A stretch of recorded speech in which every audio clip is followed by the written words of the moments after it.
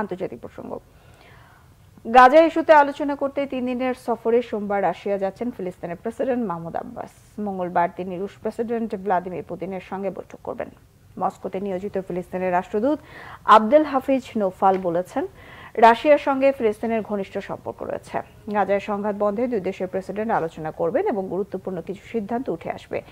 এদিকে ফিলিস্তিনের স্বাধীনতাকামী সংগঠন হামাস গাজায় যুদ্ধবিরতি বাস্তবায়নে যুক্তরাষ্ট্র, কাতার এবং মিশরকে একটি প্রস্তাব উত্থাপনের জন্য বলেছে। বর্তমান প্রেক্ষাপটে নতুন করে আলোচনায় না যেয়ে প্রস্তাবটি মার্কিন প্রেসিডেন্ট জো বাইডেন গৃহীত হলে একটি সমাধানে আসতে পারে বলে সংগঠনটির বিশ্বাস। অন্যদিকে গাজা দখলী উপত্যকাটির আশ্রয় শিবিরে একের পর এক হামলা চালাচ্ছে ইসরায়েলি সেনারা। নতুন করে নুসাইরাত শরণার্থী শিবির এবং জায়ান্ডায় 4টি বাড়ি গুঁড়িয়ে দেয় তারা। খান ইউনিসে হত্যা করেছে 3 ফিলিস্তিনিকে। জাতিসংঘ বলছে, খান ইউনিসে তৃতীয়বারের মতো ইসরায়েলি অভিযানে 75,000-এরও বেশি মানুষ বাস্তুচ্যুত হয়েছে। ফিলিস্তিনের পরিসংখ্যান ব্যুরোর তথ্য মতে গেল অক্টোবরের পর ইসরায়েলি সেনারা গাজার 1.8% ফিলিস্তিনিকে হত্যা করেছে। এর মধ্যে 75% মানুষ 30 বছরের কম বয়সী।